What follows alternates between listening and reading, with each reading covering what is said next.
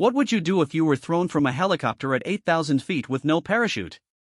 Most people would panic, scream, and prepare for certain death. But Army Ranger Sarah Mitchell wasn't most people. When hostile forces pushed her out of that aircraft over the dense forests of Afghanistan, they made one critical mistake: they underestimated what a true soldier is capable of when survival becomes the only option. This isn't a story about falling. It's a story about rising. It's about how the human spirit, when pushed to its absolute limit, can achieve the impossible. Sarah's 47-second fall would become the stuff of military legend, but, more than that, it would prove that sometimes the greatest victories come from the moments when everything seems lost.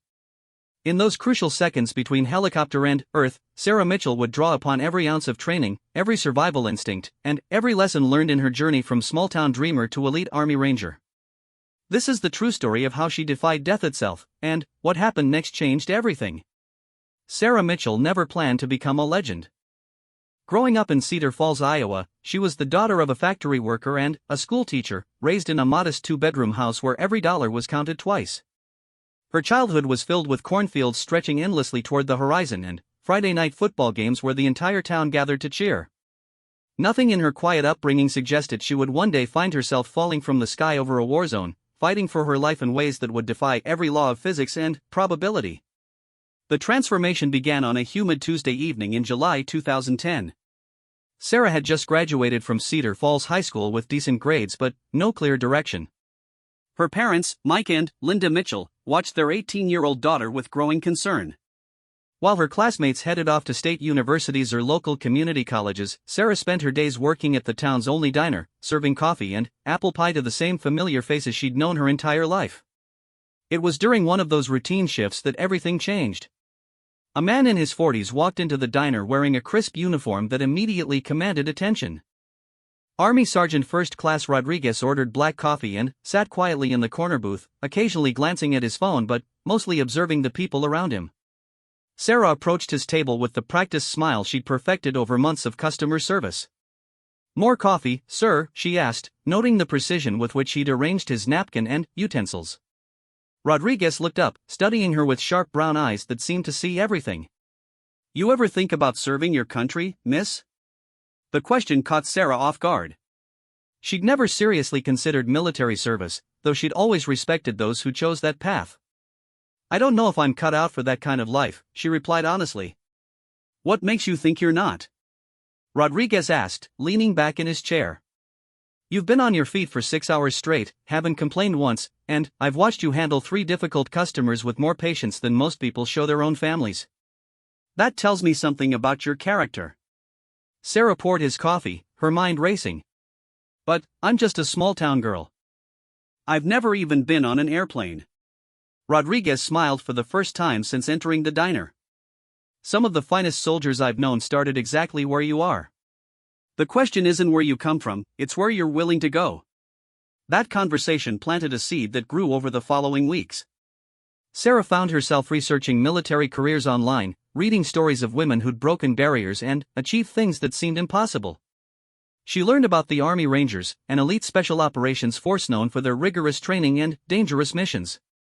Something about their motto, "Rangers lead the way," resonated deeply with her desire to prove herself capable of more than anyone expected. The decision to enlist wasn't made lightly.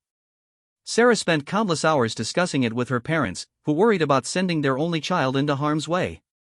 Mike Mitchell, a man of few words who'd worked the same factory job for 22 years, surprised everyone with his response. "Your grandmother always said you had fight in you," he told Sarah one evening as they sat on their front porch watching fireflies dance in the gathering dusk. "Maybe it's time to let that fight serve a purpose bigger than Cedar Falls." Linda Mitchell was less enthusiastic but, ultimately supportive. "Promise me you'll be careful," she said, tears in her eyes. "And, promise me you'll come home." Sarah promised, though neither of them could have imagined how difficult keeping that promise would become. Basic training at Fort Moore, Georgia, was everything Sarah had expected and, worse. The drill sergeants seemed determined to break every recruit down to their fundamental elements before building them back up into soldiers. Sarah's small-town background became both a liability and an asset. She lacked the urban street smarts of some recruits but possessed a work ethic forged by years of helping her father with odd jobs around town and her mother with household responsibilities. The physical challenges were brutal. Sarah had played softball in high school and considered herself reasonably fit, but military training demanded levels of endurance and strength she'd never experienced. 5-mile runs before dawn, obstacle courses that tested every muscle in her body, and combat exercises that pushed recruits to their mental and physical limits became her daily reality. What surprised Sarah most was how much she thrived under pressure. When other recruits cracked under the stress of constant evaluation and criticism, she found an inner reserve of determination she hadn't known existed. The drill sergeants who initially dismissed her as another small-town recruit gradually began to take notice of her performance. Sergeant Williams, a 20-year veteran with arms like tree trunks and a voice that could be heard 3 counties away, pulled Sarah aside during her 8th week of training. "Mitchell," he barked, his expression unreadable. "You planning to coast through the rest of this training, or are you ready to find out what you're really made of?" "I'm ready for whatever you think I can handle, Sergeant," Sarah replied, standing at attention. Williams studied her for a long moment. "I've been watching you. You've got something most of these recruits don't have. You don't quit when things get hard, and you don't make excuses when you fail. That's rare." "Thank you, Sergeant." "Don't thank me yet. I'm recommending you for advanced individual training in infantry. After that, if you prove yourself, you might be ready for something special." "Ever heard of the 75th Ranger Regiment?" Sarah's heart skipped. She'd read everything she could find about the Rangers during her research phase. They were the elite of the elite, special operations soldiers who took on the most dangerous missions in the most hostile environments. The idea that someone like her could even be considered for such an opportunity seemed impossible. "I've heard of them, Sergeant. They're looking for soldiers with your particular combination of skills. Physical toughness, mental resilience, and the ability to think clearly under extreme stress. But I need to warn you, Ranger training will make basic training look like summer camp. Most people who attempt it don't make it through. You think you're up for that challenge?" Sarah thought about her conversation with Sergeant Rodriguez back in Cedar Falls, about her father's quiet confidence in her abilities, and about her own growing certainty that she was capable of more than anyone had ever expected. "Yes, Sergeant. I'm ready." The next 18 months transformed Sarah from a small-town diner waitress into a highly trained infantry soldier. Advanced individual training taught her weapons systems, combat tactics, and field operations.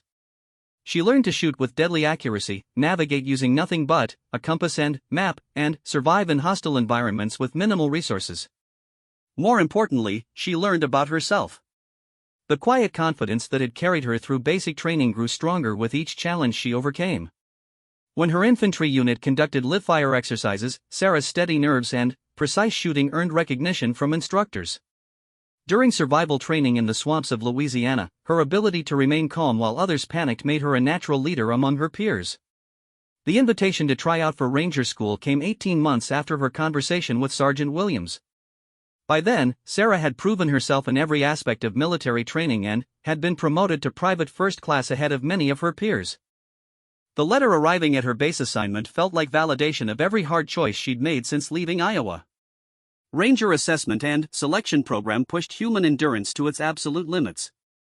For 24 days, Sarah and 67 other candidates were subjected to physical challenges, sleep deprivation, and psychological pressure designed to identify those with the mental toughness required for special operations.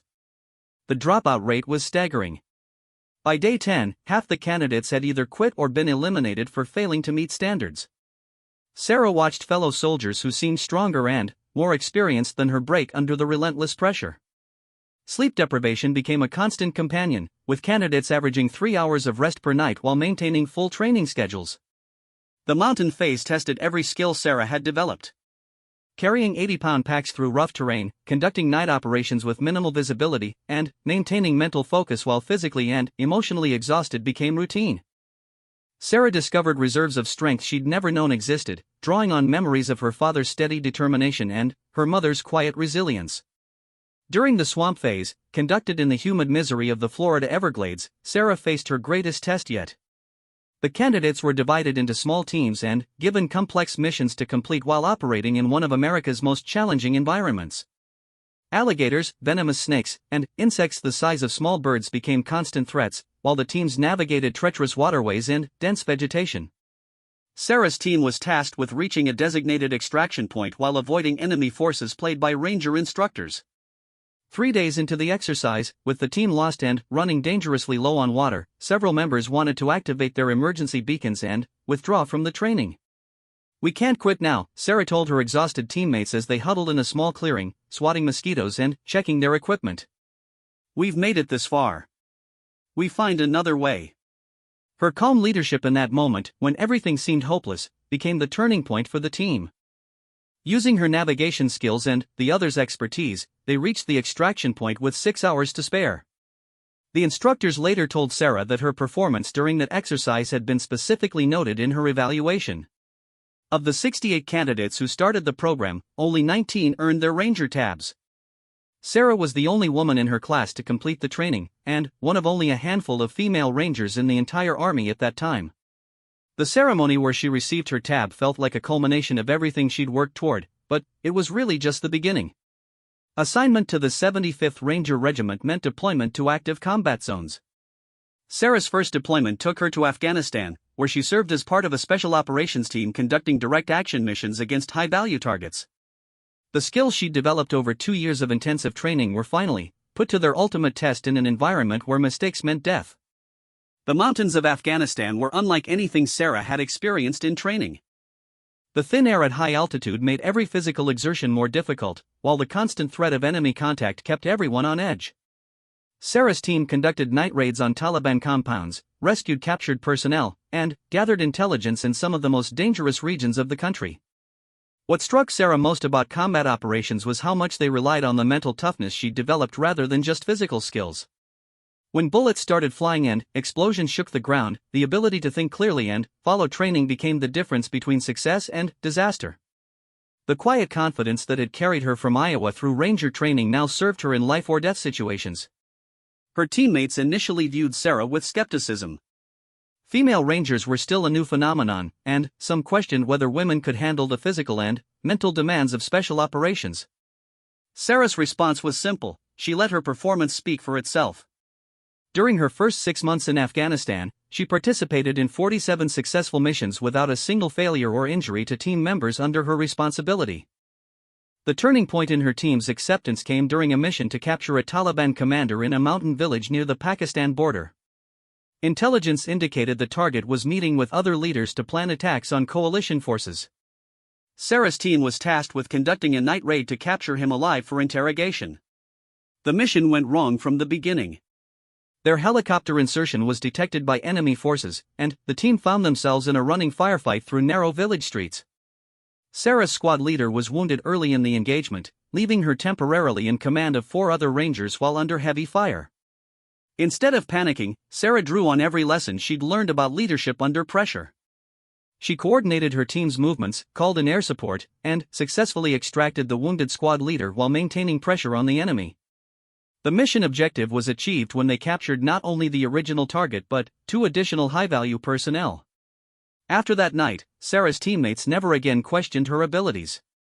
She had proven herself in the ultimate test, combat operations where lives depended on her decisions and actions. Her reputation within the regiment grew as word spread about the small-town girl from Iowa who could outfight and outthink enemies with decades of combat experience. But reputation, as Sarah was about to discover, could be both a blessing and a curse. Success in special operations often meant being selected for even more dangerous missions. 3 months after the village raid, Sarah received orders for an assignment that would test every skill she'd developed and push her survival abilities far beyond anything she'd ever imagined. The briefing for Operation Mountain Thunder took place in a secure facility that Sarah couldn't identify or discuss with anyone outside the mission team. The target was a Taliban leader operating from a compound high in the Hindu Kush Mountains, surrounded by terrain so treacherous that conventional assault would be suicide. The mission required a small team to be inserted by helicopter, conduct the operation, and extract before enemy reinforcements could respond. Sarah was selected for the mission based on her mountain warfare expertise and proven ability to remain calm under extreme pressure. What she didn't know was that intelligence about the mission had been compromised, and enemy forces were already preparing for their arrival. As she suited up for what would become the most important mission of her life, Sarah thought about the journey that had brought her to this moment. From serving coffee in a small-town diner to preparing for a night insertion into one of the world's most dangerous regions, her transformation had been complete. She was no longer the uncertain 18-year-old who'd questioned whether she was cut out for military service. She was now Army Ranger Sarah Mitchell, and she was about to face a test that would redefine everything she thought she knew about survival, determination, and the limits of human capability. The helicopter engines were already warming up as she made her final equipment checks, unaware that in just a few hours, she would be falling through the darkness toward an impossible survival situation that would make her either a legend or a casualty of war. The Black Hawk helicopter cut through the night air like a mechanical predator, its rotors chopping rhythmically as it carried Sarah and her 5-member Ranger team toward their target deep in the Hindu Kush Mountains. The aircraft flew without lights, using night vision technology to navigate the treacherous mountain passes that had claimed countless aircraft over the decades of conflict in Afghanistan. Sarah checked her equipment for the third time, a habit that had kept her alive through 18 months of combat operations. Team Leader Staff Sergeant Marcus Cole sat across from her, his weathered face barely visible in the red glow of the aircraft's interior lighting. At 34, Cole was a veteran of 4 deployments who'd earned his reputation through a combination of tactical brilliance and an almost supernatural ability to bring his people home alive. The fact that he'd specifically requested Sarah for this mission was both an honor and a source of considerable anxiety. 15 minutes to insertion, Cole announced over the aircraft's communication system. Weather's holding, but intel reports increased enemy activity in the valley. Stay sharp. Sarah adjusted her gear one final time. Her load included her primary weapon, a modified M4A1 carbine she'd customized for mountain warfare, along with ammunition, medical supplies, communications equipment, and survival gear. The total weight exceeded 60 pounds, but years of training had conditioned her body to function normally under such loads. More importantly, every item had been selected and positioned for maximum efficiency in combat situations. The mission briefing had been thorough but ominous. Their target, Taliban commander Abdul Nazir, operated from a fortified compound in a valley accessible only by helicopter or a 3-day trek through some of Afghanistan's most dangerous territory. Intelligence indicated he was planning a major attack on coalition forces, making his capture or elimination a high priority for regional commanders. What made the mission particularly challenging was the compound's location. Situated at 9,800 feet elevation in a narrow valley surrounded by peaks reaching over 14,000 feet, it was naturally defended by terrain that limited approach routes and made air support difficult. The Taliban had chosen the location specifically because they believed it was virtually impossible for coalition forces to assault successfully. Cole's plan was elegantly simple. Insert the team at a landing zone 3 miles from the target, approach on foot using a route that avoided known enemy positions, conduct the assault during pre-dawn hours when the compound's defenders would be least alert, and extract to an alternate landing zone before enemy reinforcements could respond. The timeline was tight but achievable if everything went according to plan. Unfortunately, nothing in combat ever goes according to plan. The first indication of trouble came when the helicopter's warning systems began chirping insistently. Pilot Captain Jennifer Walsh's voice crackled over the communication system with professional calm that didn't quite mask her concern. "We're being painted by radar," she announced. "Multiple sources, probably vehicle-mounted. Looks like they were expecting us." Cole immediately began calculating alternatives. A radar lock meant enemy forces had detected their approach and were likely preparing surface-to-air missiles or anti-aircraft guns. In the confines of the mountain valley, evasive maneuvers would be limited, and the helicopter would be vulnerable to ground fire from multiple directions. "How far to the primary landing zone?" Cole asked. 6 minutes at current speed, but I'm reading heat signatures consistent with vehicle movements converging on that location. If we continue on course, we'll be flying into a prepared ambush. Sarah felt the familiar calm that had carried her through previous crisis situations. Combat had taught her that fear was natural but panic was deadly. The key was channeling adrenaline into heightened awareness and improved performance rather than letting it cloud judgment. She checked her weapon and prepared for whatever decision Cole would make. "Secondary landing zone?" Cole inquired, though Sarah knew they'd already discussed the limited alternatives during mission planning. 8 minutes to the north, but it puts us 5 miles from target with difficult terrain between. We'd never make the timeline for extraction. The helicopter suddenly banked hard left as Captain Walsh attempted an evasive maneuver. Through the aircraft's small windows, Sarah could see tracer rounds streaking upward from positions throughout the valley. The Taliban hadn't just detected their approach, they'd prepared a comprehensive ambush designed to ensure no one survived to report their activities. "We're taking fire from multiple positions," Walsh reported, her voice now tight with concentration. "I caught at least 4 heavy machine gun nests and possible RPG teams. This is a full-scale reception committee." Cole made the decision that probably saved the lives of most of the team. "Abort mission. Get us out of here." But, as Captain Walsh attempted to turn the aircraft around in the narrow confines of the valley, disaster struck. A rocket-propelled grenade, fired from a position they hadn't detected, struck the helicopter's tail rotor assembly. The aircraft immediately began spinning violently as Walsh fought to maintain control with only the main rotor system functional. The next 30 seconds passed in a blur of mechanical alarms, shouted communications, and the sickening sensation of an aircraft falling toward the rocky valley floor. Sarah braced herself against the aircraft's violent movements while mentally preparing for a hard landing. Survival training had taught her to use those crucial seconds before impact to position herself for the best possible outcome. Captain Walsh's skill kept them alive. Despite the catastrophic damage to the aircraft's control systems, she managed to reduce their rate of descent and aim for the least hostile section of terrain visible in the darkness. The Black Hawk hit the ground hard but remained largely intact, sliding several hundred feet across rocky ground before coming to rest against a large boulder that stopped their momentum. Sarah's head rang from the impact, but her training took over immediately.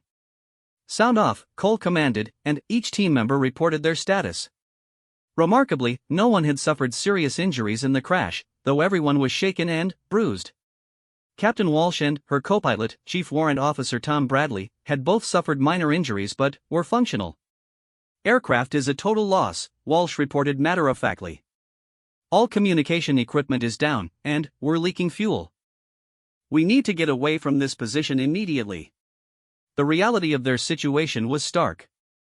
They were 7 Americans stranded deep in enemy territory, with no working communications and limited ammunition. The nearest friendly forces were more than 50 miles away across some of Afghanistan's most dangerous terrain. Enemy forces who'd planned their ambush would soon converge on the crash site to confirm there were no survivors. Cole quickly organized their immediate priorities. "We move in 2 minutes. Grab essential supplies only. Sarah, you take point on navigation. Bradley, secure any salvageable equipment. Everyone else, prepare for immediate movement."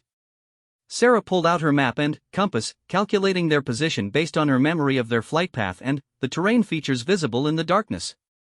Their situation was worse than she'd initially thought.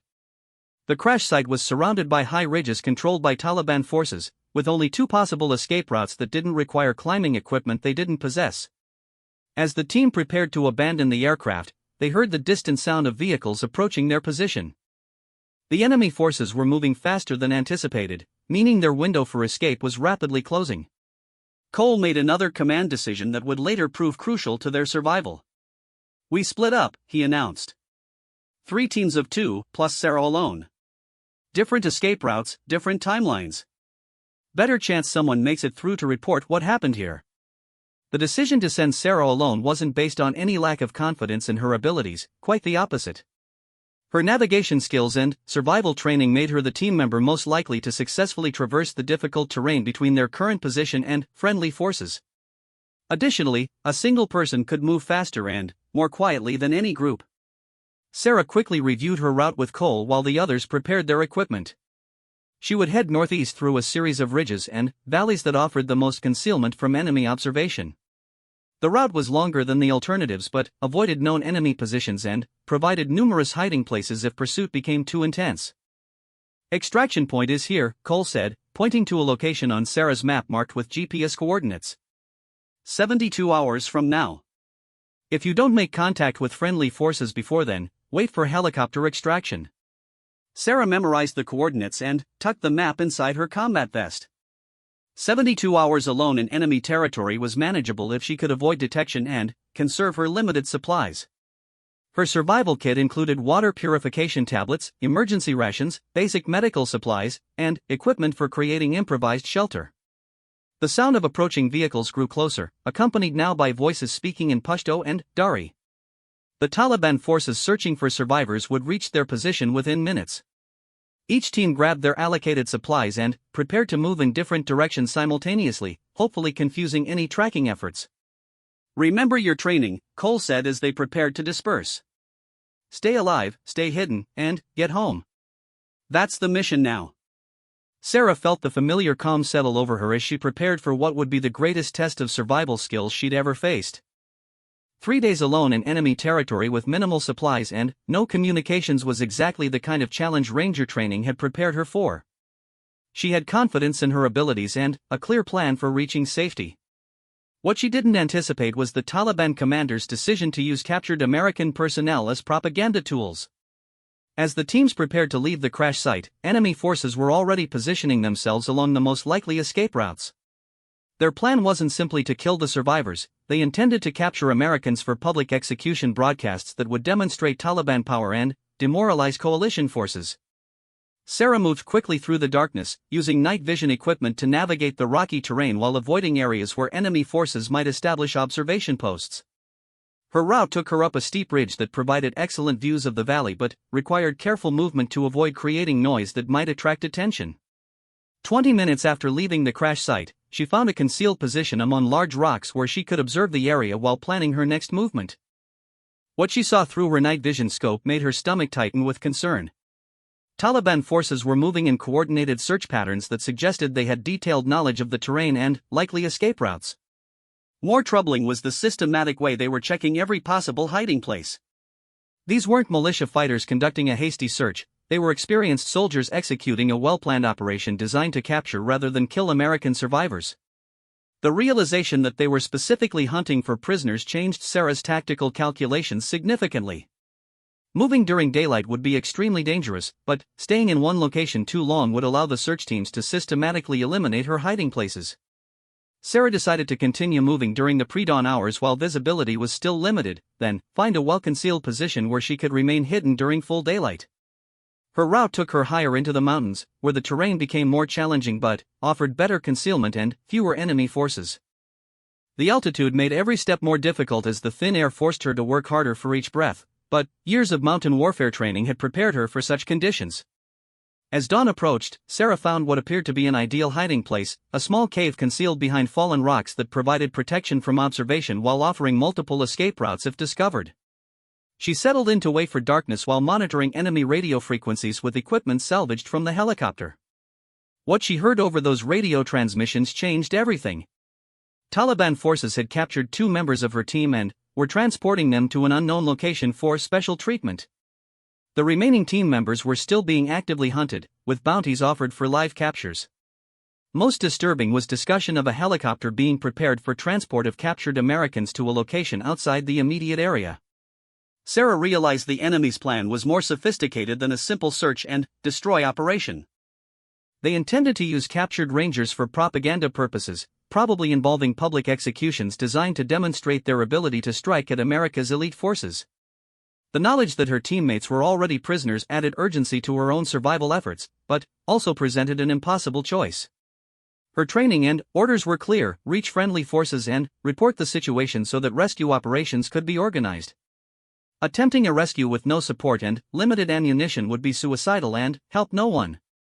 But the thought of her teammates facing torture and execution while she prioritized her own survival went against every instinct she'd developed as a ranger. As she wrestled with this moral dilemma, Sarah heard the sound she'd been dreading: helicopter rotors approaching her position. Through a gap in the rocks, she could see a Soviet-era Mi-17 transport helicopter settling into a landing zone less than half a mile from her hiding place. Enemy forces were bringing in additional personnel and equipment, probably including tracking specialists and dogs that would make her continued concealment much more difficult. The helicopter's cargo became clear as Sarah watched through her scope. In addition to fresh fighters, the aircraft was unloading sophisticated tracking equipment and what appeared to be American communications gear taken from the crash site. The Taliban forces were using captured American technology to coordinate their search efforts and possibly intercept any radio transmissions from surviving team members. More ominous was the sight of 2 figures in American uniforms being forced from the helicopter under heavy guard. Even at distance, Sarah recognized Staff Sergeant Cole and Private Rodriguez, both clearly injured but alive. They were being kept as prisoners rather than executed immediately, which confirmed her suspicions about propaganda plans but also meant rescue might still be possible. Sarah faced the most difficult decision of her military career. Follow orders and training by evading capture while attempting to reach friendly forces, or try to help her captured teammates despite impossible odds. The logical choice was clear, but logic had never been the only factor in Ranger decision-making. Rangers didn't leave other Rangers behind if there was any possibility of helping them. As she observed the enemy positions and planned possible approaches to the prisoner holding area, Sarah noticed something that would change everything. The Taliban forces were preparing to move their prisoners again, but this time using the same helicopter that had delivered the additional search teams. If the aircraft departed with her teammates aboard, any chance of rescue would disappear permanently. The decision crystallized in that moment. Sarah would attempt to interfere with the prisoner transport, even if it meant sacrificing her own chances of escape. She couldn't live with herself if she chose safety while her teammates faced certain death. The mission had changed from survival and evasion to something much more dangerous but infinitely more important. As she prepared her equipment for what would almost certainly be a suicide mission, Sarah thought about the journey that had brought her to this moment. From a small-town diner in Iowa to a hidden cave in Afghanistan, every challenge had prepared her for this ultimate test of courage and determination. She was no longer fighting for mission success or even personal survival, she was fighting for the lives of people who'd become family. The Mi-17 helicopter sat on the rocky landing zone like a mechanical predator, its rotors slowly spinning as ground crews prepared it for departure. Sarah counted 12 enemy fighters in addition to the aircrew, all armed and alert. Getting close enough to interfere with the aircraft's departure would require crossing open ground under observation, with no realistic chance of escape afterward. But, as she studied the tactical situation more carefully, Sarah noticed an opportunity that might give her a slim chance of success. The landing zone was positioned at the bottom of a steep slope covered with loose rocks and boulders. A carefully planned rockslide might disable the aircraft without requiring her to expose herself to direct fire. It was still extremely dangerous, but it offered better odds than a direct assault. Sarah gathered her remaining explosive charges and began calculating the precise placement needed to trigger a slope failure that would reach the helicopter. The physics were complicated by altitude, terrain angle, and the need to time the slide perfectly with the aircraft's departure preparations. She would have only one chance, and failure would mean certain capture or death. As enemy forces began loading their prisoners onto the helicopter, Sarah positioned herself for what would become the most important shot of her career. Everything she'd learned about precision, timing, and operating under impossible pressure was about to be tested in a situation where the stakes couldn't be higher. The lives of her teammates, and possibly her own survival, depended on the next few minutes. Sarah positioned herself among the loose rocks 300 feet above the landing zone, calculating angles and timing with the precision that had made her one of the Army's most accurate marksmen. The slope below contained thousands of tons of precariously balanced stone, held in place only by friction and the occasional scrub bush that had somehow taken root in the harsh mountain environment. A properly placed explosive charge could trigger an avalanche that would make helicopter departure impossible, but the timing had to be perfect. Through her rifle scope, she watched enemy forces completing their preparations for transport. Staff Sergeant Cole and Private Rodriguez were being secured with zip ties and blindfolded before being loaded into the aircraft's cargo compartment.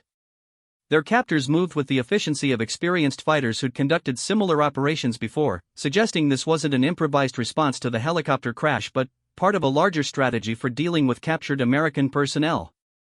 The Taliban commander overseeing the operation was a man Sarah recognized from intelligence briefings.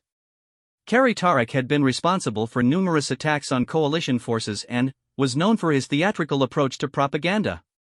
If he was personally involved in the prisoner transport, it confirmed her worst fears about what awaited Cole and Rodriguez once they reached their destination. Public execution videos had become a signature of Tariq's operations, designed to demonstrate Taliban power while terrorizing coalition forces and their families. Sarah checked her equipment one final time. She had 2 small explosive charges remaining from their original mission loadout, along with her primary weapon and approximately 90 rounds of ammunition. Against 12 enemy fighters plus aircrew, direct confrontation would be suicidal, but a carefully planned rockslide might level the odds enough to give her captured teammates a chance at escape. The physics of triggering a slope failure required precise placement of charges at load-bearing points where the accumulated stress would overcome the natural friction holding the rocks in place. Sarah had studied avalanche dynamics during mountain warfare training, but applying that knowledge under combat conditions while working alone was something entirely different. She would have one opportunity to get the calculations right. Moving carefully to avoid creating noise that might alert the enemy forces below, Sarah positioned her first charge at a point where several large boulders created a natural choke point for the slope above. The explosion would need to dislodge these anchor stones, allowing gravity to pull thousands of smaller rocks down toward the landing zone. The second charge would be placed higher up the slope to ensure the slide continued building momentum as it descended. As she worked, Sarah could hear voices from the helicopter crew conducting their pre-flight checks. The aircraft's engines were already warming up, producing the distinctive whine of turbine power plants preparing for operation. She estimated she had perhaps 10 minutes before the aircraft was ready for departure, with her teammates secured aboard and headed for an uncertain fate. The first charge was positioned and armed when Sarah noticed a problem with her plan. The helicopter's position on the landing zone meant that a direct rockslide might damage the aircraft but wouldn't necessarily prevent its departure. The pilot could potentially lift off even with minor damage, taking the prisoners beyond any possibility of rescue. She needed to ensure the aircraft was completely disabled, which meant getting closer to the target than her original plan allowed. Sarah made a decision that went against every tactical principle she'd been taught. Instead of triggering the rockslide from her concealed position, she would move down the slope to a point where she could place charges directly on the helicopter. The approach would expose her to enemy fire and make escape virtually impossible, but it was the only way to guarantee her teammates wouldn't be transported to their deaths. The descent required moving from rock to rock while remaining invisible to the enemy guards positioned around the landing zone. Sarah used every skill she'd developed in 2 years of combat operations, timing her movements with engine noise and using natural shadows to mask her approach. The altitude made every movement more difficult as her body worked harder to extract oxygen from the thin mountain air. 50 feet from the helicopter, Sarah encountered an unexpected obstacle. One of the enemy fighters had positioned himself as a roving sentry, walking a patrol pattern that covered the exact route she needed to reach the aircraft. He carried an AK-47 rifle and moved with the alertness of an experienced soldier who understood the importance of maintaining security during vulnerable operations like aircraft loading. Sarah had two options: eliminate the sentry and risk alerting the other fighters, or wait for an opportunity to bypass his patrol route. Time was running short as she could hear the helicopter's engines reaching operational RPM levels, indicating departure was imminent. She chose direct action, knowing that hesitation would doom her teammates to certain death. The sentry died quietly, taken down by a combat knife technique Sarah had perfected during close-quarters training. His body was concealed among the rocks where it wouldn't be immediately discovered, buying her additional time to reach the helicopter. But the incident reminded her that she was operating alone against superior numbers in an environment where every mistake would be fatal. 20 feet from the aircraft, Sarah could see Staff Sergeant Cole through one of the cargo compartment windows. He appeared alert despite his injuries and restraints, which meant he might be able to assist if she could create an opportunity for escape. The sight of her team leader alive and aware strengthened Sarah's determination to succeed despite the impossible odds. The helicopter's design presented both challenges and opportunities for sabotage.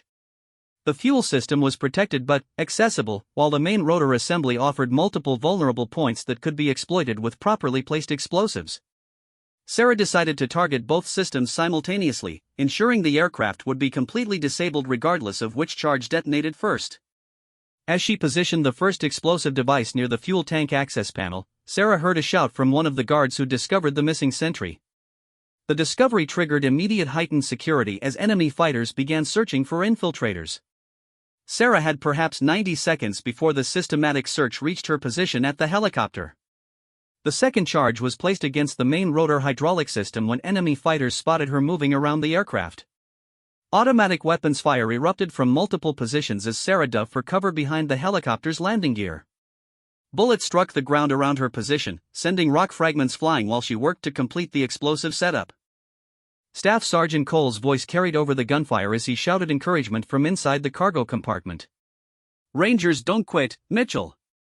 Finish the job." The words galvanized Sarah's determination as she completed arming the explosives. But, as she prepared to trigger the charges, enemy fighters began approaching her position from multiple directions. She was trapped between the aircraft and overwhelming enemy fire, with no realistic chance of escape once the explosives detonated.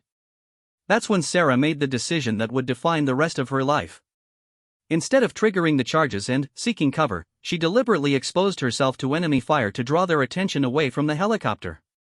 If the explosives detonated while enemy fighters were focused on her position, the resulting confusion might give Cole and Rodriguez a chance to escape in the aftermath. "Come and get me!" Sarah shouted as she opened fire on the nearest enemy positions, deliberately making herself the primary target for their return fire. The Taliban fighters responded exactly as she'd hoped, concentrating their fire on her position while momentarily forgetting about the prisoners secured in the helicopter. Sarah used the landing gear as cover while returning accurate fire that forced the enemy to take defensive positions. She was outnumbered 12-1, but her superior training and marksmanship skills allowed her to control the engagement for crucial seconds. The first explosive charge detonated exactly as planned, sending a massive fireball through the helicopter's fuel system and rendering the aircraft completely inoperable. The second explosion followed immediately, destroying the main rotor assembly and ensuring no emergency repairs could make departure possible. Cole and Rodriguez were now stranded with their captors, but at least they wouldn't be transported to an execution site. In the confusion following the explosions, Sarah saw her teammates break free from their restraints inside the burning aircraft. Cole had used the chaos to work his zip ties loose and was helping Rodriguez escape through the cargo compartment's rear door. They were injured and disoriented but alive and mobile, which meant the mission had achieved at least partial success. But Sarah's own situation had become desperate. Enemy fighters, enraged by the destruction of their helicopter and the escape of their prisoners, were converging on her position with obvious intent to capture her alive for retribution. She had perhaps 30 rounds of ammunition remaining and was trapped in an exposed position with limited options for escape. The Taliban commander, Qari Tariq, approached under a white flag carried by one of his subordinates. His English was accented but clear as he called out to Sarah's position. "American soldier, you have fought bravely, but your situation is hopeless. Surrender now, and you will be treated according to the laws of war." Sarah knew better than to trust such promises from someone with Tariq's reputation, but she also recognized that continuing to fight would only delay the inevitable. Her ammunition was nearly exhausted, and enemy forces had positioned themselves to prevent any escape from the landing zone. More importantly, she could see that Cole and Rodriguez had successfully reached cover in the rocks above the helicopter crash site, meaning her sacrifice had achieved its primary objective. "I'll surrender to the International Red Cross," Sarah replied, knowing that no such arrangement was possible in their current location. Tariq laughed, a sound without humor that carried clearly across the rocky ground between their positions. "There is no Red Cross here, American. There is only justice for the crimes your country has committed against our people." As enemy fighters began their final approach to her position, Sarah made a last desperate attempt to reach her escaped teammates. She broke cover and ran toward the rocky slope where Cole and Rodriguez had taken refuge, hoping to join them in a defensive position that might allow them to hold out until rescue forces arrived. She almost made it. Sarah was 30 feet from the rocks when enemy fire found its mark, striking her in the shoulder and spinning her around. The impact sent her tumbling down a steep embankment where loose rocks offered some protection from follow-up shots. Pain flooded through her nervous system, but years of training had taught her to function despite injury. From her new position among the fallen rocks, Sarah could see that Cole and Rodriguez had established a defensive position with good fields of fire and natural protection. If they could link up with her position, the three Rangers might be able to hold off enemy forces long enough for rescue operations to locate them. The problem was covering the exposed ground between their positions while under enemy observation. That's when the second helicopter appeared. The distinctive sound of rotor blades echoed off the valley walls as another Taliban aircraft approached from the south. Sarah realized with growing despair that enemy forces had called for backup, probably including additional fighters and equipment that would make resistance futile. But this aircraft was different. As it drew closer, Sarah recognized the outline of an American Black Hawk helicopter flying at high speed toward their location. Someone had managed to get word to friendly forces about their situation, and a rescue operation was already underway. Hope flooded through her as she realized survival might still be possible. The rescue helicopter's arrival triggered intense combat as Taliban forces engaged with door gunners while trying to prevent American extraction of survivors. Machine gun fire filled the air as the aircraft maneuvered for landing while under heavy enemy fire. Sarah could see the professionalism of the rescue crew as they executed their mission despite the extreme danger. But, as the Black Hawk settled into a landing position near Cole and Rodriguez's location, disaster struck again. A rocket-propelled grenade, fired from a concealed position Sarah hadn't identified, struck the aircraft's main rotor assembly. The helicopter immediately began losing control as the pilot fought to maintain powered flight with catastrophic mechanical damage. Sarah watched in horror as the damaged aircraft climbed away from the landing zone, its crew fighting to reach minimum altitude for emergency procedures. She could see figures moving inside the cargo compartment as the rescue team prepared for whatever emergency landing they might be able to achieve. The sight of potential rescue disappearing into the mountain sky was almost too much to bear. Enemy fighters, emboldened by their success in driving off the rescue helicopter, resumed their advance towards Sarah's position. She had perhaps a dozen rounds remaining and was wounded, bleeding, and trapped in terrain that offered minimal protection. The situation had gone from desperate to hopeless in the span of minutes. That's when Kerry Tarek made his final offer. Approaching close enough to be clearly heard, he called out what sounded almost like a reasonable proposition. "American soldier, you have seen your rescue fail. Your comrades have escaped for now, but they cannot survive long in these mountains without supplies and medical attention. Surrender to us, and we will allow them safe passage to your forces. Continue fighting, and we will hunt them down and kill them slowly." Sarah knew the offer was meaningless. Taliban forces would pursue Cole and Rodriguez regardless of her decision, and surrendering would only add another prisoner to their propaganda plans. But the knowledge that her teammates were wounded and alone in hostile territory with limited supplies created an almost unbearable moral pressure to consider any option that might help them. The decision was taken out of her hands when enemy fighters resumed their advance without waiting for her response. Sarah used her remaining ammunition to engage the nearest targets, achieving hits on 2 enemy fighters before her weapon ran empty. She drew her sidearm and prepared for the final phase of what had become a hopeless last stand. But, as Taliban forces closed within 30 feet of her position, Sarah noticed something that offered one last desperate opportunity. The rocky slope above her position contained the same type of loose stone she'd observed at the helicopter landing zone. If she could trigger a rockslide using her remaining grenade, she might be able to eliminate or delay the enemy fighters long enough for Cole and Rodriguez to increase their lead. The plan required exposing herself to enemy fire while climbing high enough on the slope to place the grenade effectively. Sarah was already wounded and exhausted, making such movement extremely difficult under the best circumstances. Under enemy fire, it would be nearly suicidal. But Rangers didn't quit when things became impossible. They adapted, improvised, and fought until they had nothing left to give. Sarah began climbing toward the loose rocks above, drawing enemy fire as she moved but using natural cover to minimize her exposure. Every step sent waves of pain through her wounded shoulder, but determination kept her moving upward. 30 feet up the slope, Sarah reached a position where her grenade could trigger the rockslide she needed. Enemy fighters below were shouting for her to surrender while positioning themselves for clear shots if she continued climbing. The moment of decision had arrived, and Sarah knew there would be no escape from whatever came next. As she prepared to pull the grenade's pin, Sarah thought about the journey that had brought her to this moment. From a quiet diner in Iowa to a mountainside in Afghanistan, every choice had led to this final test of courage and determination. She was no longer fighting for mission success or personal survival, she was fighting to give her teammates every possible chance to reach safety. The grenade detonated exactly where she'd placed it, triggering a massive rockslide that swept down the slope with the fury of an avalanche.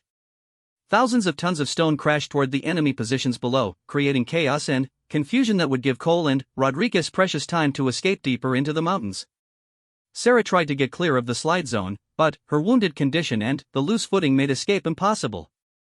She felt herself being swept up in the cascade of falling rocks, tumbling down the mountainside with no control over her direction or speed. Pain exploded through her body as she struck stone after stone, each impact driving her closer to unconsciousness. When the rockslide finally came to rest, Sarah found herself buried under several feet of debris with injuries that made movement extremely difficult. Her left leg was pinned under a massive boulder, and blood from multiple wounds was soaking through her uniform. But she was alive, conscious, and still capable of thinking clearly about her situation. The rockslide had achieved its objective. Enemy fighters who survived the avalanche were either injured or too busy digging out their equipment to pursue Cole and Rodriguez immediately.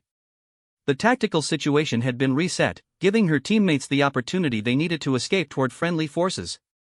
The mission had cost Sarah her freedom and possibly her life, but it had been successful where it mattered most. As Taliban forces began searching through the debris for survivors, Sarah used her remaining strength to activate the emergency beacon in her survival kit. The device would broadcast her location to any coalition forces monitoring emergency frequencies, though she had no way of knowing if anyone was close enough to receive the signal. It was her last act as a free American soldier, and possibly her last act of any kind. Consciousness faded as enemy fighters discovered her position and began digging her out of the rubble. Sarah's final thought before darkness claimed her was a prayer that Cole and Rodriguez would make it to safety, and that her sacrifice would be remembered as something more than a tragic failure in the mountains of Afghanistan. She had fought as hard as any ranger could fight, and that would have to be enough. Sarah regained consciousness in the cargo compartment of the same type of Mi-17 helicopter that had brought enemy reinforcements to the valley. Her body was a collection of pain signals from injuries sustained during the rockslide, but her mind was surprisingly clear despite the trauma she'd endured. Taliban fighters had dug her out of the debris and provided basic medical treatment to keep her alive, though their motivations were obviously not humanitarian. Her left leg was immobilized with improvised splints, and field dressings covered multiple wounds where flying rocks had torn through her uniform and equipment. The fact that she was receiving any medical care at all confirmed her suspicions about enemy intentions. Dead Rangers had no propaganda value, but captured Rangers could be used to demonstrate Taliban power and American vulnerability. Through the aircraft's small windows, Sarah could see the sun was setting over the Hindu Kush Mountains, painting the peaks in shades of gold and crimson that would have been beautiful under different circumstances. She estimated she'd been unconscious for several hours, which meant Cole and Rodriguez had gained valuable time to increase their distance from enemy search teams. The knowledge that her sacrifice had achieved its primary objective provided some comfort despite her desperate situation. Kerry Tarek sat across from her in the cargo compartment, studying her with the intensity of a predator evaluating wounded prey. His English was better than she'd initially realized, suggesting education and international experience that made him more dangerous than typical Taliban commanders. "You are awake," he observed unnecessarily. "Good. I was concerned our medics might have been too aggressive with the pain medication. It would be unfortunate if you were unconscious for what comes next." Sarah maintained the silence that interrogation training had taught her to use as both a defensive mechanism and a way of gathering information about her captors. Let him talk while she observed and planned. Every detail about their procedures, routes, and destinations might become crucial if an escape opportunity presented itself. "You destroyed a very expensive helicopter," Tarek continued, apparently unbothered by her lack of response. "And caused casualties among my men with your rockslide. Such actions require consequences that will discourage similar behavior from other American soldiers." Through the aircraft's engine noise, Sarah could hear radio chatter in Pashto and Dari that suggested they were approaching a destination. The flight characteristics indicated they were descending from the high altitude of the mountain valley toward lower elevations, probably moving toward populated areas where Taliban forces maintained stronger control. Sarah's survival training had included extensive instruction on prisoner of war procedures, but the Taliban didn't recognize international law regarding treatment of captured military personnel. Her fate would be determined by propaganda value rather than legal protections, which meant she could expect psychological torture designed to break her spirit before any public execution. The helicopter touched down at what appeared to be an abandoned Soviet-era airfield, probably dating to the 1980s occupation when Russian forces had built extensive infrastructure throughout Afghanistan. Concrete bunkers and maintenance buildings showed decades of weather damage but were still structurally sound enough to serve as detention facilities. The remote location meant rescue operations would be extremely difficult even if friendly forces could locate her position. Sarah was transferred to a small concrete building that had obviously been prepared for holding prisoners. The room contained a metal cot, basic sanitation facilities, and no windows except for a small opening near the ceiling that provided minimal light. Security was provided by guards armed with AK-47 rifles who rotated in shifts, ensuring constant observation.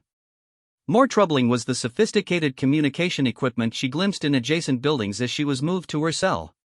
Taliban forces at this location had access to satellite communications, computer systems, and video production equipment that suggested capabilities far beyond what most people associated with insurgent organizations. Whatever they planned to do with her would be professionally produced and widely distributed. The first interrogation session began within hours of her arrival. Kerry Tarek entered her cell accompanied by a man who introduced himself as Dr. Hassan, apparently a psychiatrist or intelligence specialist with advanced training in psychological manipulation. Their approach was initially conversational rather than threatening, suggesting sophisticated understanding of American military training and resistance techniques.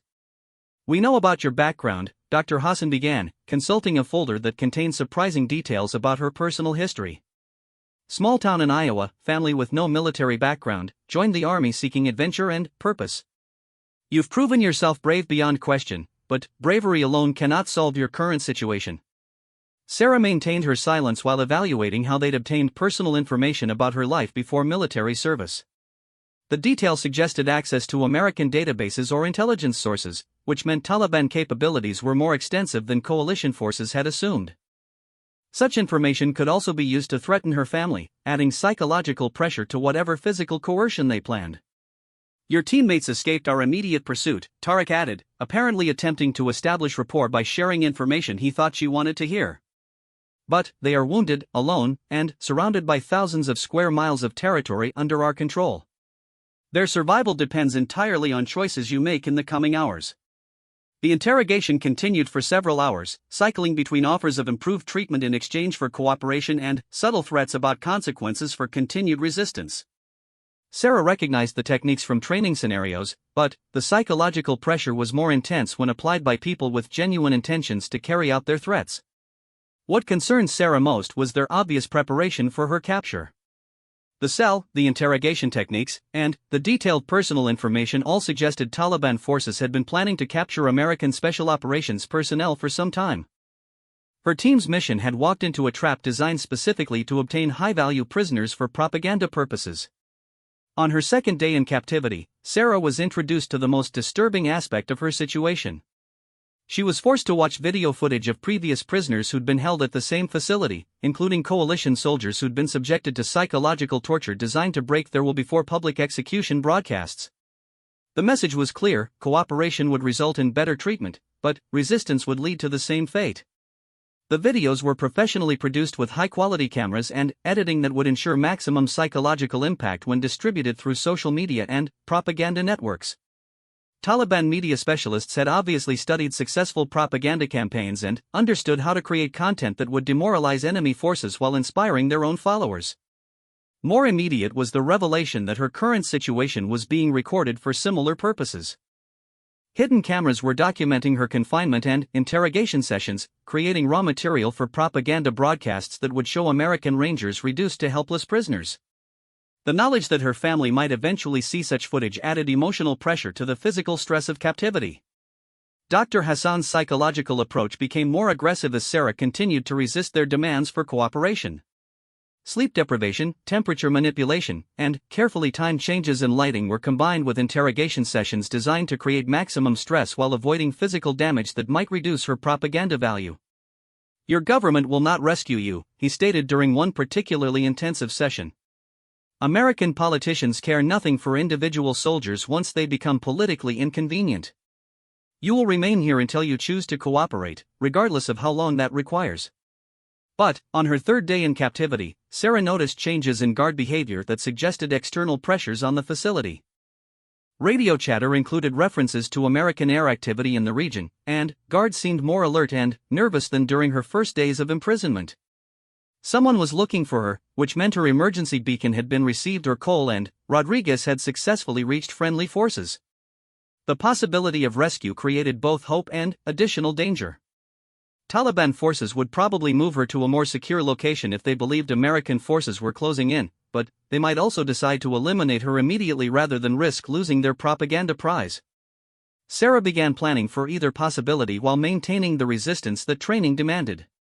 Her opportunity came sooner than expected, but in a form she couldn't have anticipated. On her fourth morning in captivity, Carrie Tariq entered her cell with news that changed everything. "You have created a problem for us," he announced, studying her with obvious frustration. "Your friends reached American forces and reported your capture. Now we have helicopter patrols searching for this facility, which makes continued operations here impossible." Sarah felt a surge of relief at confirmation that Cole and Rodriguez had survived their escape through the mountains. Her sacrifice had achieved its objective, and her teammates were alive and safe. Whatever happened next, the mission had ultimately been successful. "We are moving you to a location where American rescue operations will be impossible," Tariq continued. "But first, you will help us send a message to your leaders about the consequences of invading our homeland. The threat was clear, but Sarah was more interested in the tactical implications of a forced move. Transportation would create opportunities for escape or rescue that didn't exist in a fixed facility. Even under guard and, despite her injuries, movement meant possibilities that could be exploited if she remained alert and prepared. The preparation for transport revealed the extent of Taliban capabilities at the facility. In addition to the helicopter that had brought her to the location, enemy forces had access to multiple vehicles, sophisticated communication equipment, and weapons systems that included shoulder-fired surface-to-air missiles. Any rescue operation would face serious opposition from well-equipped and experienced fighters. Sarah was loaded into an armored vehicle for what Tariq described as the first phase of their journey to a more secure location. The fact that they were using ground transport rather than flying suggested American air activity had made helicopter movement too dangerous, which meant coalition forces were indeed conducting active search operations for her location. The vehicle convoy included 3 armored cars and approximately 20 fighters, suggesting Taliban forces were taking the threat of rescue operations seriously. Security protocols were professional and thorough, with guards rotating positions and maintaining constant radio communication with their headquarters. Escaping from such security would require either external assistance or extraordinary circumstances. The route took them through mountain passes that Sarah recognized from mission planning materials. They were moving toward the Pakistan border, probably intending to transfer her to a location beyond the reach of American military operations. Once across the border, her chances of rescue would diminish dramatically as coalition forces had limited authority to conduct operations in Pakistani territory. 3 hours into the journey, the convoy encountered the extraordinary circumstances that would change Sarah's fate once again. American F-16 fighter jets appeared overhead, conducting what appeared to be a reconnaissance mission to locate the vehicle convoy. The aircraft weren't attacking but were clearly tracking the convoy's movement and probably directing ground forces toward an intercept position. Kerry Tariq's response was swift and ruthless. Rather than risk capture by American forces, he ordered the convoy to stop in a valley where helicopter operations would be extremely difficult. Sarah was removed from the armored vehicle and forced to stand near the edge of a cliff that dropped several thousand feet toward a river valley below. American pilots, Tariq called into his radio, speaking in English to ensure his message would be understood by coalition forces monitoring their communications. "You have found us, but you cannot save your soldier. Any attack on our position will result in her immediate death." Sarah realized she was being used as a human shield to prevent airstrikes on the convoy. The tactic was barbaric but effective, as American forces would never risk harming their own personnel to eliminate enemy fighters. Tariq had created a standoff that could only end in his favor unless something changed the tactical situation dramatically. The stalemate continued for nearly an hour as fighter jets circled overhead while Tariq negotiated with unseen American commanders through radio communications. Sarah could see vehicles approaching through the mountain passes, suggesting ground forces were moving to surround the convoy position. Rescue was tantalizingly close, but the standoff seemed designed to prevent any successful intervention. That's when Tariq made the decision that would become legend in military circles. Frustrated by American refusal to withdraw their forces and increasingly concerned about being trapped in the valley, he decided to eliminate his prisoner problem in the most dramatic way possible. "You want your Ranger back," he called to the circling aircraft. "Come and catch her." Sarah felt hands grabbing her arms as Taliban fighters positioned her at the very edge of the cliff. The drop was nearly vertical for at least 2,000 feet before the slope became less steep, falling eventually toward a river valley that appeared impossibly far below. No one could survive such a fall, which was exactly Tariq's intention. "This is what happens to American soldiers who invade our homeland," Tariq announced for the benefit of his propaganda cameras, which were documenting everything for later broadcast. The push came without warning. One moment Sarah was standing on solid ground, the next she was falling through thin mountain air towards certain death thousands of feet below. Her mind, trained by years of military service to function under extreme stress, immediately began calculating possibilities that logic said didn't exist. She was falling at terminal velocity through air so thin that breathing was difficult even for someone in peak physical condition.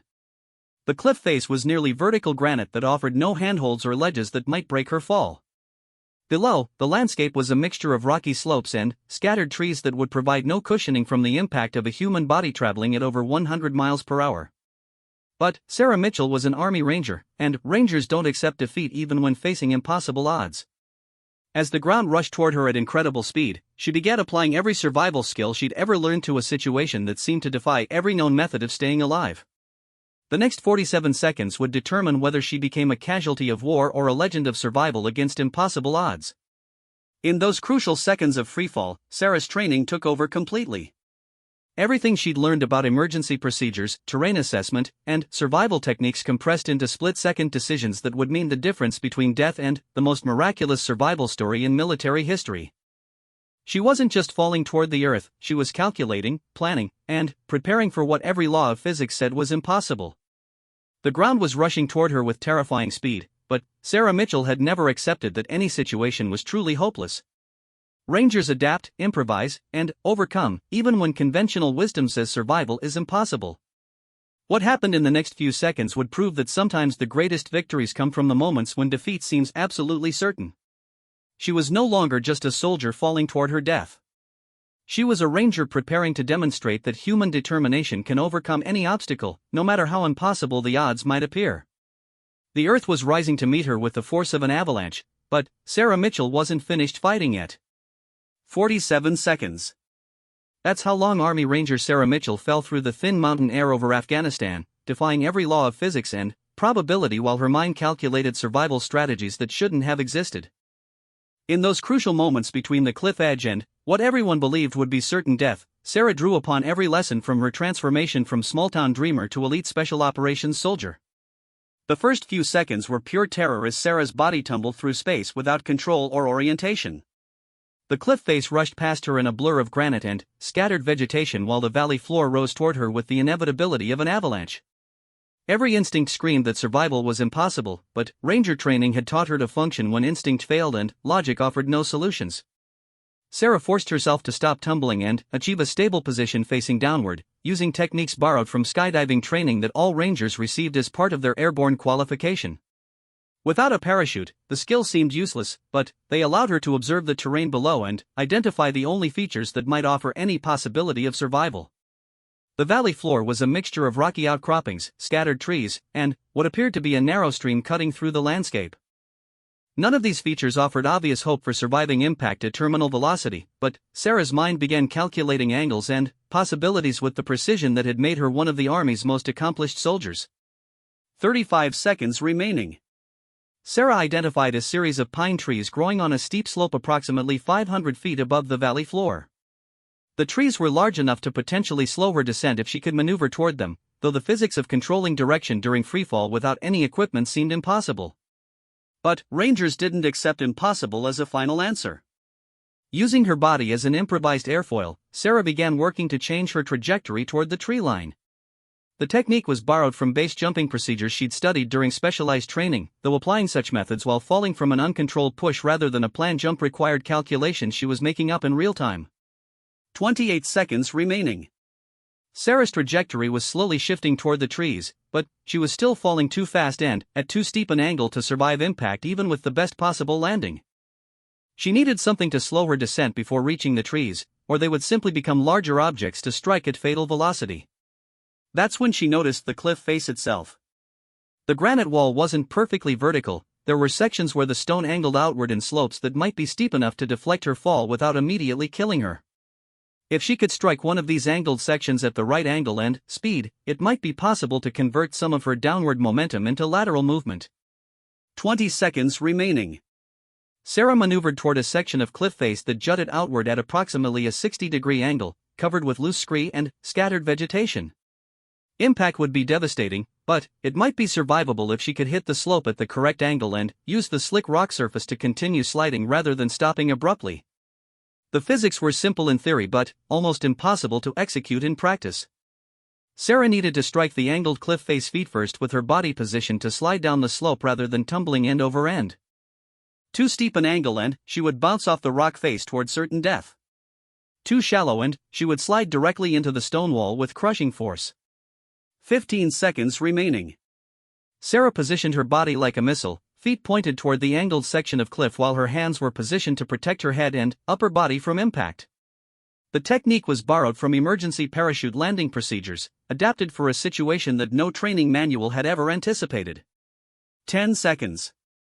The angled cliff face was rushing toward her with the speed of an express train.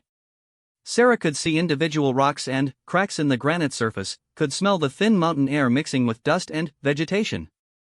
Her entire universe had compressed into this single moment when everything she'd ever learned about survival would be tested against forces that killed most people instantly. 5 seconds. Impact. Sarah struck the cliff face with a force that would have killed most people immediately. Her legs absorbed the initial shock as she'd been trained, but the impact was far beyond anything her body had ever experienced. She felt bones crack and muscles tear as the granite slope grabbed her with the fury of an avalanche, but she was alive and sliding rather than tumbling. The sliding portion of her fall lasted another 8 seconds as Sarah skidded down the scree-covered slope at incredible speed, using her hands and feet to steer while trying to control her direction toward the tree line below. Loose rocks and vegetation abraded her uniform and skin, but the friction was slowing her descent to speeds that might be survivable. She struck the first pine tree while still moving at approximately 40 miles per hour, fast enough to snap the 12-inch diameter trunk like a matchstick but slow enough that the impact didn't kill her immediately. The tree absorbed a significant portion of her momentum while deflecting her toward the next tree in the line, creating a series of impacts that continued to reduce her speed. The second tree was larger and more flexible, bending under her impact before snapping back and throwing her toward a cluster of smaller pines growing close together. Sarah crashed through the smaller trees like a missile, each impact slowing her descent while inflicting injuries that should have been fatal but somehow weren't quite enough to stop her heart. The final impact came when Sarah struck a fallen log that had been wedged between two large boulders, creating a natural barrier that brought her tumbling descent to a final stop. She lay motionless for several minutes, her body a collection of trauma that included broken ribs, a shattered left arm, severe lacerations from sliding down granite, and internal injuries that were bleeding freely into her abdomen. But she was alive. Impossibly, miraculously, against every law of physics and probability, Army Ranger Sarah Mitchell had survived a fall that should have killed her instantly. The combination of calculated risk-taking, precise timing, and sheer determination had achieved what experts would later call the most remarkable survival story in military history. Consciousness faded and returned in waves as Sarah's body struggled to cope with trauma that would have killed most people several times over. But even in her semi-conscious state, she could hear the distinctive sound of helicopter rotors approaching her position.